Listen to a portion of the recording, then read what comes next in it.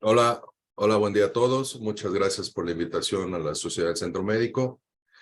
En esta ocasión vamos a hablar un poco de técnicas avanzadas de resonancia magnética, principalmente dirigidas al sistema nervioso central. Les recuerdo mi nombre, yo soy el doctor Jonathan Rubalcaba Ortega. Soy médico radiólogo, especialista en neuroimagen y resonancia magnética. ¿Cuáles van a ser los objetivos de esta charla? Reconocer las técnicas avanzadas más utilizadas, para qué y cómo las utilizamos, y cuáles pueden ser los limitantes que tenemos para poder dar un diagnóstico certero o más cercano a nuestro paciente y nuestros médicos tratantes. Como ya sabemos, la resonancia magnética proporciona detalles anatómicos, estructurales, tiene una característica de forma multiplanar de lesiones del sistema nervioso y de todo el cuerpo. Pero en algún momento podemos llegar a tener alguna limitación en su especificidad en los diagnósticos. Por esto, el desarrollo de técnicas por imagen por resonancia que tienden a medir cuantitativa o semicuantitativamente una serie de propiedades biofísicas del tejido cerebral se han estandarizado en las últimas décadas. ¿Para qué? Para poder caracterizar mejor los cambios regionales del entorno microestructural. ¿Y cuáles son estas secuencias que utilizamos y que muchos ya las conocemos? La difusión, la perfusión y el espectroscopio. Cuando tenemos sobre estas tres técnicas, la difusión proporciona información sobre la celularidad y el movimiento del agua. En forma general, la perfusión proporciona información de la angiogénesis, la vascularización y las alteraciones hemodinámicas. Y la espectroscopía va a proporcionar información sobre la composición de metabolitos dentro de un tejido. De forma general, las imágenes que están a la derecha, la de arriba a la izquierda, es una difusión con un valor de B1000. La del lado derecho es una perfusión con una fusión sobre otra secuencia por debajo. Y la de abajo es una gráfica de un espectro univoxel.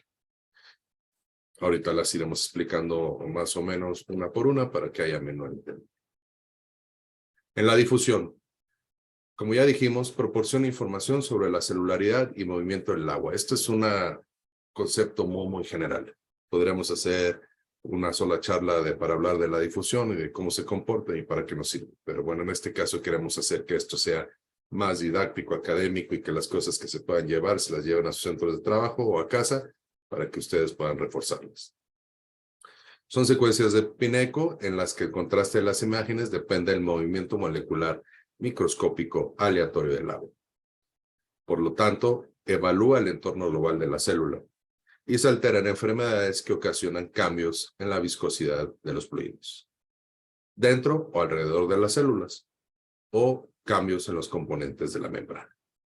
Vean cómo en esta imagen, esta secuencia es una secuencia de difusión en un resonador de 1.5 teslas. Entonces, esta imagen habitualmente, obviamente, tiene una lesión en el hemisferio derecho, bueno, 2 o 3 lesiones, pero bueno, esta es la imagen habitual de difusión que tenemos que valorar para nosotros dar un diagnóstico clínico. ¿Qué es la perfusión? La perfusión proporciona información de la angiogénesis, la vascularización y las alteraciones hemodinámicas. En forma general, es el aporte de sangre que llega a un determinado tejido. Y esta técnica se refiere a un conjunto de herramientas desarrolladas para la obtención de medidas no invasivas de parámetros hemodinámicos. Por lo tanto, todas estas tres que estamos hablando, tanto la difusión, la perfusión como la espectroscopía, son complementos al estudio convencional. No nos olvidemos de esto.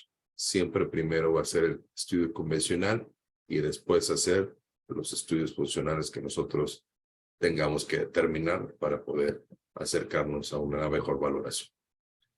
¿Qué es la espectroscopía? Proporciona información sobre la composición de metabolitos dentro de un tejido. ¿Cómo lo hace? En forma general, mediante procesos matemáticos, transforma la intensidad de señal en una función de frecuencias y estas últimas en un espectro en una gráfica.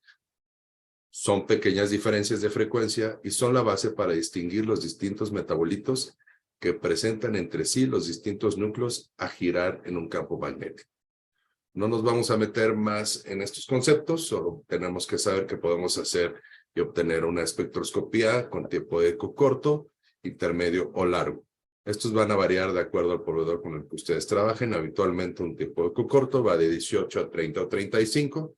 Un tiempo de eco intermedio va de 130 a 144 y un tiempo de eco largo hasta 288. El tiempo de eco intermedio también le suelen llamar el tiempo de eco largo. Tenemos un patrón de espectroscopía. Vean, esta es una gráfica en la cual voy a empezar a explicarlas en estas regiones. La gráfica de arriba es una espectroscopía adquirida con un tiempo de eco corto, como lo acabo de explicar. ¿Cómo lo vamos a saber? Habitualmente tienen la línea basal más distorsionada o más heterogénea o más fea, por decirlo así.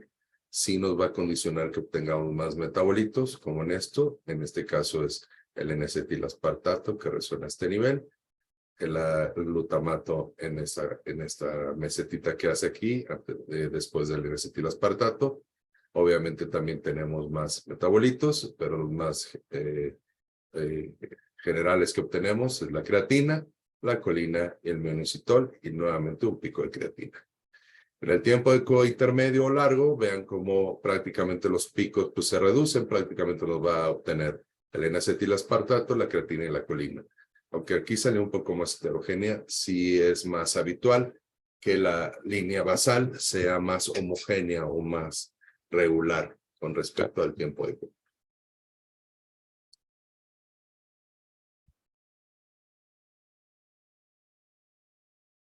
A utilizar cada uno de ellos y qué nos van a ayudar. En la difusión, obviamente, podemos obtener el coeficiente de difusión aparente en varios de sus equipos. Es una secuencia que sale en forma automática en algunos de ellos. En otros de ellos hay que procesarla, pero no tiene gran ciencia en procesarla. Hoy por hoy, en los sistemas de visualización de imágenes e interpretación, ya también podemos hacer esto, tanto lo de la difusión como lo de la perfusión. No tanto así lo de la espectroscopía, pero las dos primeras herramientas ya los podemos hacer. Entonces, se convierte en una practicidad para que nosotros podamos trabajar en esto de acuerdo al PACS que ustedes tengan. Pero definitivamente es algo excepcional. La perfusión, obviamente, aparte de los mapas de colores que son como los que tenemos aquí a la derecha, esta es la imagen de la coeficiente de difusión aparente o el ADC, que así le llamamos. Estas siglas de WI, PWI, MRS son siglas en inglés de la difusión, percusión y espectroscopía. Estos mapas de colores nos van a dar habitualmente el volumen sanguíneo cerebral, el flujo sanguíneo cerebral, el tiempo de tránsito medio y el tiempo de tránsito promedio. Aparte de esto, también podemos hacer unas cuantificaciones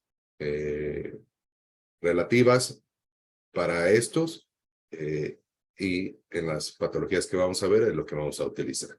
Y obviamente, como ya lo explicamos, en la espectroscopía pues son los picos de intensidad de señal de los metabolitos que nos va a dar en algún momento alguna colaboración para nuestro diagnóstico. La difusión, ¿cuál es, aparte de la visualización cualitativa que hacemos propiamente en la secuencia de difusión en la B1000, pues en el coeficiente de difusión aparente propiamente, si no hay como tal una hiposeñal o una caída de señal en el coeficiente de difusión aparente, no es una restricción verdadera, físicamente hablando, aunque la mayoría de las veces, o a lo mejor muchas de las ocasiones, solo nos dedicamos a ver la difusión, y si la vemos con hiperintensidad le decimos restricción. Pues yo sí los invito que en algún momento siempre traten de ver su coeficiente de difusión aparente para ver si su restricción es verdadera. ¿Cuáles son los valores normales de sustancia gris o cortical cuando ponemos un ROI o una región de interés en el ADC? Estos son valores aproximados. La verdad es que las variables en todas las referencias son muy amplias, pero bueno, más o menos en esta referencia lo hacen en una forma para que quede un poco estandarizado. Los valores normales de sustancia gris cortical es de 833 por 10 a la menos 6 y para la sustancia blanca de 701 por 10 a la menos 6. Entonces vean cómo la sustancia gris es un poquito más alta. Aquí es donde entramos prácticamente a la utilidad clínica. Los tumores de alto grado, como el glioblastoma, el astrocitoma neoplásico y las metástasis, pueden llegar a tener cuantificación de LADC entre 700 y 780 por 10 a la menos 6. El linfoma, en algunas referencias se ha demostrado que puede llegar a ser de 510 por 10 a la menos 6, los tumores de bajo grado que puedan ser por arriba de 1000. Entonces es importante estos datos porque en algún momento ustedes tienen que empezar a interactuar. Tenemos que dejar de ser estáticos en la resonancia magnética. Entonces hay que interesarnos y hay que involucrarnos y hay que arriesgarnos para empezar a hacer esto. En algún momento esto va a ser más práctico con el paso del tiempo, conforme ustedes lo vayan sabiendo. Como ya sabemos, la mayoría de las veces la difusión la utilizamos para isquemia. Esta es una verdadera restricción, es una zona de restricción opercular frontal izquierda, la cual se cae la señal en el coeficiente de difusión aparente. Entonces, esta es una verdadera restricción, esta es una isquemia, una lesión vascular isquémica.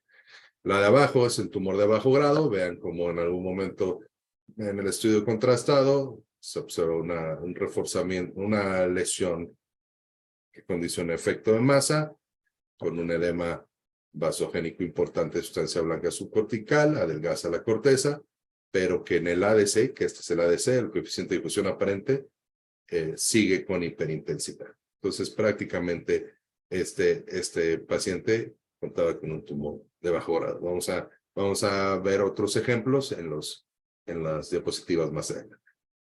Pues la perfusión, en este caso el valor clínico, aparte nada más de decir si está hiperperfundido o hipoperfundido, y después del postproceso, se puede calcular el volumen sanguíneo cerebral. Estos son sus siglas en inglés. Es volumen sanguíneo cerebral relativo. Cuando vean los otros, es flujo sanguíneo cerebral relativo. ¿Y cómo lo vamos a realizar? Se coloca un ROI en la sustancia blanca contralateral normal. Vamos a poner un ROI sobre la lesión y otro sobre la sustancia blanca contralateral normal, obviamente cuando se pueda. Y nosotros hacemos una relación para que esto nos pueda dar un acercamiento en algún momento a dar un diagnóstico. Las proporciones medias del volumen sanguíneo cerebral relativo en lesiones neoplásicas de alto grado de las relaciones del volumen han demostrado ser de 1.2 hasta 2.2 o más. Quiere decir que como que el corte será 2, arriba de 2, nos estaríamos enfrentando a una lesión neoplásica de alto grado. Y las de bajo grado, de 1.3, entonces prácticamente nos podía ayudar para poder realizar un diagnóstico con más certeza cuando concluimos nuestro estudio. Como ya sabemos cómo se comporta un glioma de alto grado y como ya lo dijimos, que las secuencias convencionales son las que nos van a ayudar.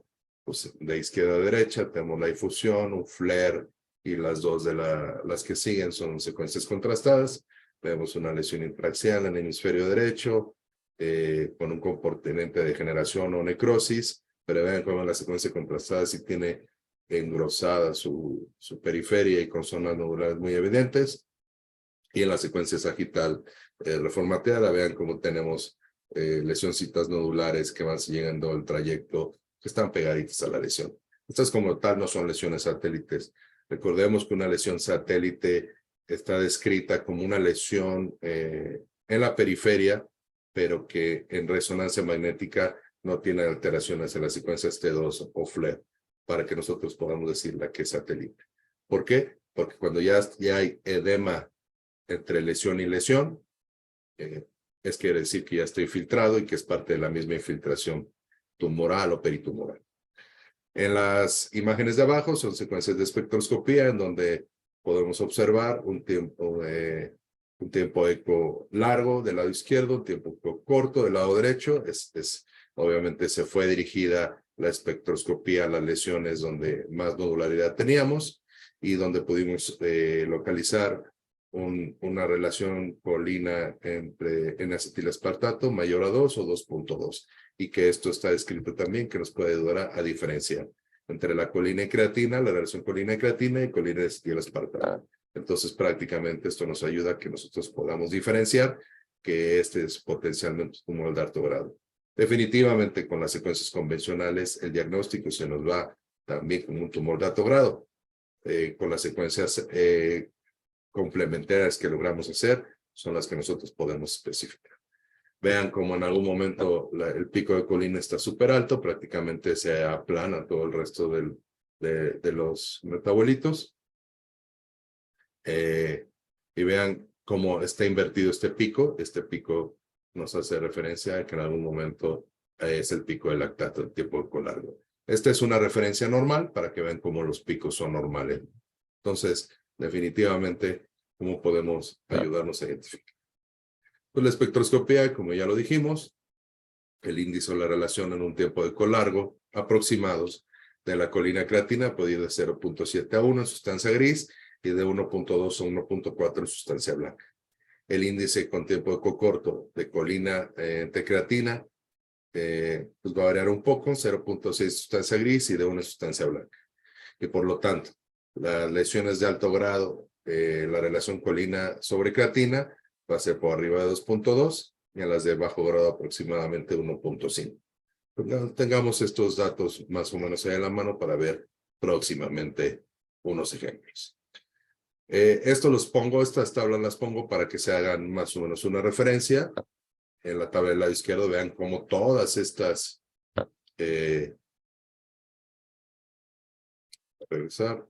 como todos estos metabolitos prácticamente son los que podemos encontrar en la adquisición. Obviamente tendríamos que ir con software más específicos para que nosotros podamos, perdón, se me está adelantando, el lactato, el N-acetilaspartato, la colina, el mioinositol, y vean como todos los demás. Esta tabla, pues prácticamente nos da alguna aproximación cualitativa sobre estas condiciones clínicas, ¿no?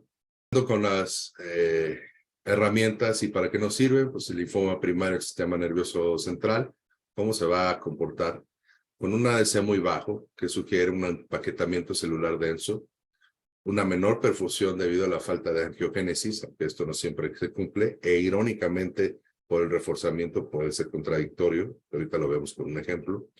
La relación colina-creatina es alta debido a un alto intercambio de recambio de membranas, y habitualmente va a presentar un pico alto de lípidos a 1.3. Recordemos que los lípidos van a resonar de 0.9 a 1.3. Y esto se da debido a la infiltración por macrófagos, incluso sin necrosis, y niveles muy bajos de N-acetilaspartato. Aunque los niveles de N-acetilaspartato, desde que el cerebro tiene un insulto, pues obviamente estos se pueden alterar en cualquier momento. Nada más recordando que en los pacientes inmunocomprometidos puede ser más heterogéneo y puede presentar necrosis central y hemorragia. Seguramente hasta podemos hacer una charla nada más solamente de linfomas en pacientes inmunocomprometidos. Vean, este es un ejemplo de la literatura, es una lesión intraaxial tumoral occipital izquierda. Vean el comportamiento de secuencias T2, el reforzamiento, quédense con ese reforzamiento es prácticamente típico para un linfoma, cuando ustedes lo tengan así. Vean cómo la secuencia de ADC se observa francamente hipointenso, aunque tiene unas zonas hiperintensas, pero bueno, aquí el ADC fue extremadamente bajo en la cuantificación. Y vean cómo en la perfusión nosotros tenemos algunas zonas con mayor perfusión, nada más como que en la periferia, a lo mejor en algunas zonas centrales, pero la mayoría de la lesión está francamente disminuida. En la espectroscopía, pues obviamente tenemos depresión del N-acetilaspartato y de la creatina. La colina es prácticamente aumentada, pero ven, este pico de lípidos está incrementado en forma muy significante, con un tiempo de corto y un tiempo de largo. Y vean cómo prácticamente se comporta igual. Y obviamente la relación que hubo entre la colina y el N-acetilaspartato, así como la creatina, pues estaba por arriba de 2.2, lo que nos hacía pensar en una lesión maligna. Este es otro ejemplo de un glioma de alto grado, una lesión talámica del lado derecho en un masculino de 39 años. Vean cómo la difusión es prácticamente hiperintensa, y a esto hablamos cuando decimos que en algún momento la lesión puede ser hipercelular, aunque el ADC va a tener algunas zonas heterogéneas. Y vean cómo con el medio de contraste es más evidente las zonas de necrosis en su interior. Cuando tenemos la gráfica de espectroscopía, recuerden que cada equipo te va a dar una gráfica de espectroscopía y algunas relaciones. Vemos cómo está francamente incrementado los lípidos y lactato y el área, el pico de colina está francamente aumentado. Cuando tenemos gliomas de alto grado, esto es importante como para recordar, cuando tenemos lesiones nodulares únicas con reforzamiento grueso, tienen como diferenciales los siguientes, aparte de un glioma de alto grado. Lesiones granulomatosas, infecciones crónicas y obviamente metástasis. En este caso, ejemplo de la literatura, ellos recomendaron que con todo el comportamiento que tenían, sugería una lesión infiltrativa de alto grado, por lo cual y por la localización no la biopsiaron y se fueron directamente al tratamiento con radioterapia, teniendo un seguimiento cercano y obviamente descartando algunas otras posibilidades de primario, ¿no? Pero esto creo que sí es importante para que ustedes lo tomen en cuenta y que en algún momento podamos hacer algo más por nuestros pacientes con lo que tenemos. Y muchas de las ocasiones las tenemos en forma inmediata en el mismo equipo. Esta es otra paciente muy similar al previo, nada más que este sí tiene biopsia. Y vean cómo tenemos una lesión única precentral izquierda con un reforzamiento heterogéneo. Prácticamente se fue a la biopsia y las imágenes de abajo son los estudios de control, en los cuales son lesiones nada más secuelares. A todos se les hizo perfusión espectroscopía, no las pude rescatar, pero bueno, sí sabemos que este paciente tuvo glioblastoma con una lesión única. Obviamente, cuando tenemos esto, nuestro diagnóstico diferencial de una lesión única es que sea una lesión primaria, pero pues obviamente se tiene que descartar un implante secundario de primario desconocido o un implante secundario único de primario desconocido. Cuando tenemos gliomas de bajo grado, y para recordar, pues se da principalmente en adultos jóvenes. Estos llegan a tener un coeficiente de difusión aparente alto, mayor a 1000, una relación del volumen sanguíneo cerebral bajo, menor de 2, y una relación colina entre creatina baja, menor de 1.8. Una N-acetil aspartato alto y ausencia de lactatos y lípidos. Aunque esto no se va a cumplir, y obviamente esto lo sabemos porque va mucho de la pie con la expertise de nuestros técnicos, de cómo lo adquieran, cómo lo hagan y obviamente qué tanto tengan de conocimiento para adquirir. Este ejemplo que tenemos es la que vimos hace rato, es una lesión difusa que afecta principalmente a la sustancia blanca del lóbulo temporal izquierdo. La ADC está aumentado, no tiene perfusión, la espectroscopía tiene un alto pico de inositol y ya con las relaciones este se concluye como un tumor de bajo grado y por lo tanto se va a seguir. Donde tenemos en algún momento discrepancias, pues obviamente cuando tenemos algunas otras alteraciones inflamatorias. Las alteraciones inflamatorias para todos es muy difícil diagnosticarlas, más cuando no estamos acostumbrados a verlas. A lo mejor los tumores, para muchos de nosotros, es más fácil diagnosticarlos independientemente de cuál sea la etiología, pero sí cuando tenemos enfermedades inflamatorias o autoinmunes o infecciosas, es evidente que en algún momento necesitamos más y leer más para que podamos llegar a un diagnóstico certero. Este es un caso muy bonito que nos tocó ver a nosotros. Este es un paciente que se le estaba dando seguimiento por un oligodendroglioma anaplásico. En algún momento cuando viene a su estudio de control empezamos a notar que en el coeficiente de difusión aparente ya empieza a tener algunas zonas más negras, que en la difusión también propiamente empieza a tener algunas hiperintensidades, que con el medio de contraste no tenía un reforzamiento muy evidente, pero que no era el patrón habitual que nosotros lográbamos saber. Y en este caso se somete al paciente, pues obviamente una biopsia, se le pide estudio funcional. En el estudio funcional pues obviamente se va principalmente a ver las áreas del lenguaje y las áreas motoras de la mano y pie, las cuales estaban respetadas, las fibras del cíngulo de ese mismo lado, pues las del cíngulo anterior pues prácticamente estaban desplazadas, infiltradas prácticamente. Estas obviamente no nos vamos a involucrar en este tema, no es tema de esta charla, pero definitivamente tengan por seguro que con sus físicos y con su personal de neuropsicología con el que cuenten o con el que puedan contar, o sea, hay que buscarlos también, súper elemental para que nos puedan ayudar a hacer esto. Y lo que teníamos en ese momento, aparte de la difusión y del ADC y de la perfusión no le pudimos hacer, pero sí le pudimos hacer espectroscopía. Y vean que cuando hicimos la espectroscopía, lo que llamaba la atención es que los índices de la colina y creatina y colina acetil espartato se iban por arriba y algo no nos cuadraba, o sea, algo no nos cuadraba y por lo tanto hablamos con el neurocirujano y le comentamos esto. Y nuestro reporte se fue como un probable oligodendrogloma, porque nosotros no teníamos estudios previos, anaplásico, simplemente por cambiar el patrón de la espectroscopía. Nosotros al comentar esto con el neurocirujano, obviamente el neurocirujano ya cuando le hace la biopsia o lo opera, tiene que hacérselo saber al patólogo para que el patólogo pueda hacer algo más de inmunohistoquímica para poder llegar al diagnóstico.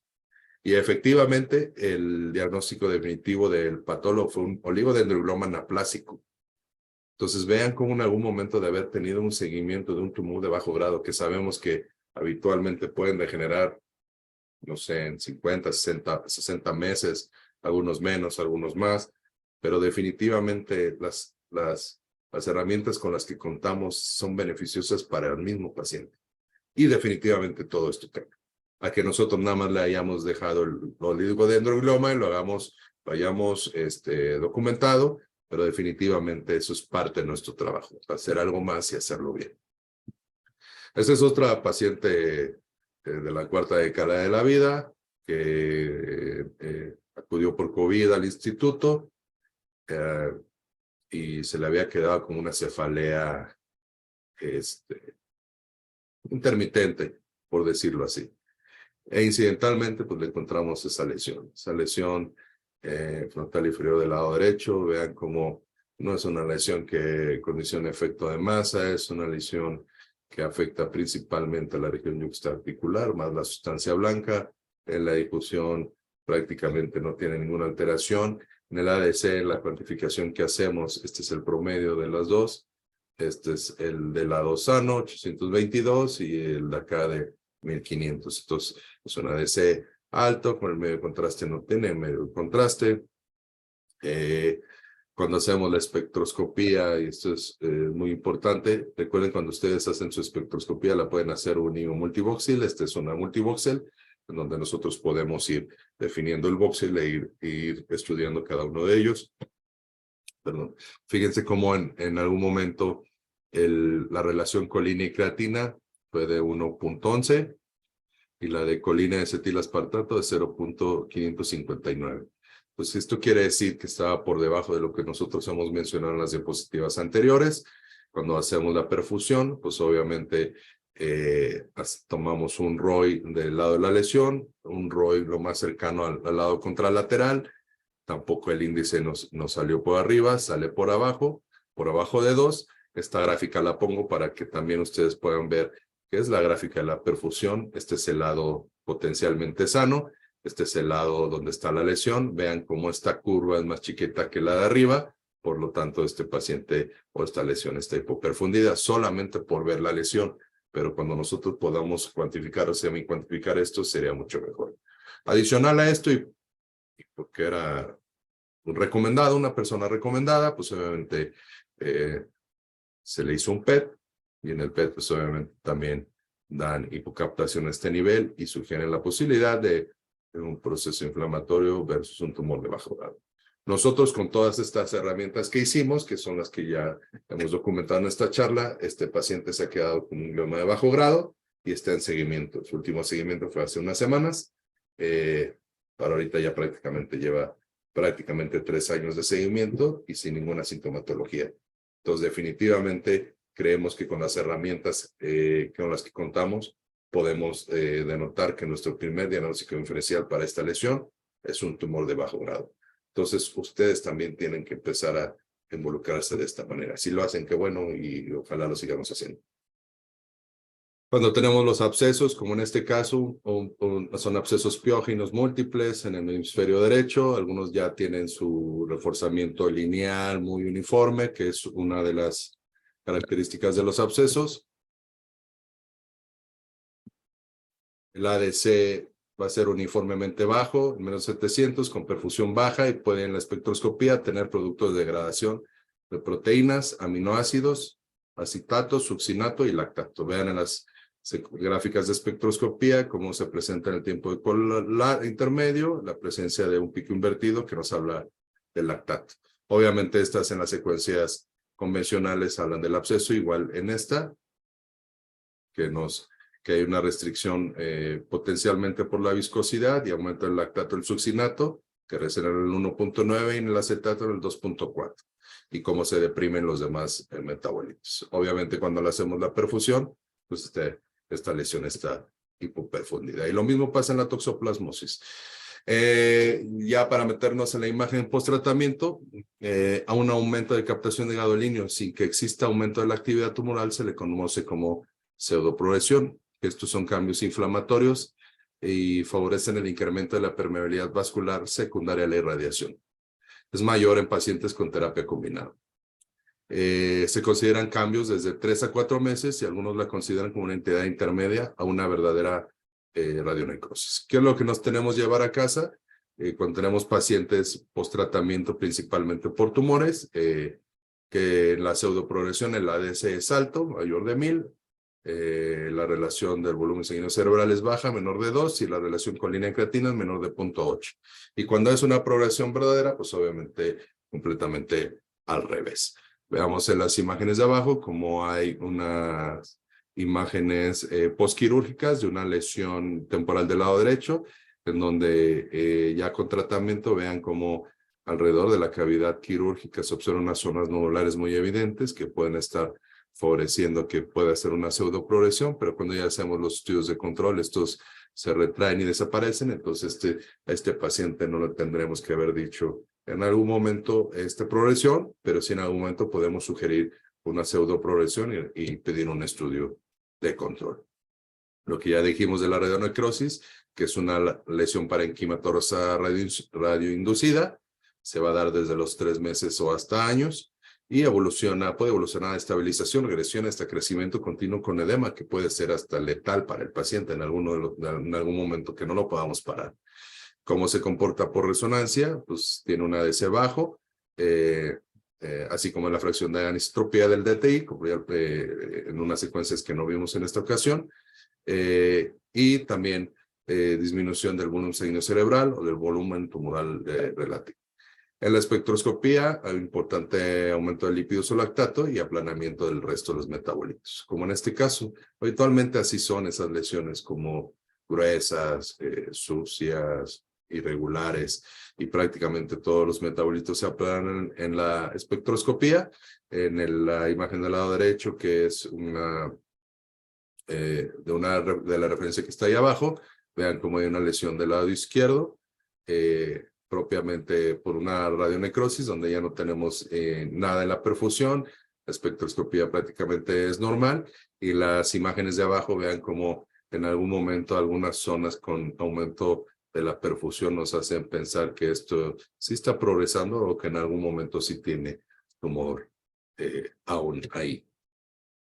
La pseudorespuesta, esto ya nada más para que ustedes no se olviden de ella, es una disminución de la captación de contraste por una estabilización de la barrera hematoencefálica, es decir, hay una disminución en la permeabilidad, y esta se va a dar principalmente en los tumores tratados con antiangiogénicos. ¿Qué es lo que pasa con estos pacientes que tienen la lesión tumoral muy evidente? Empiezan con el tratamiento, hacemos el estudio, y resulta que en el estudio el reforzamiento es prácticamente inexistente. Cuando hacemos el estudio de control, estas del lado izquierdo son las mismas, las del lado derecho es cómo se comportan. Entonces vean cómo en algún momento en esta secuencia con contraste no tenemos un reforzamiento importante con respecto a la previa, pero vean cómo todo el edema sí está muy evidente. Entonces este paciente tiene una pseudo respuesta, por lo tanto eso es lo que tenemos que decirle al paciente, o tenemos que involucrarnos un poco más con sus antecedentes oncológicos para ver qué es lo que pudiera estar pasando. Y como conclusión, espero que les haya gustado estas charlas. La realidad es que se pueden derivar muchas pláticas de cada cosita que tocamos en estos momentos. La variabilidad de las referencias habrá que tomarlas en cuenta, pero bueno, en estos cortes que tratamos de hacer es para que ustedes tengan un acercamiento a lo más normal y que puedan tener un acercamiento y que nos atrevamos a hacer más con las imágenes de resonancia magnética, que dejemos de ser un poco estáticos para que nos podamos involucrar. Pues muchas gracias por la invitación y espero que les haya gustado. Muy buen día.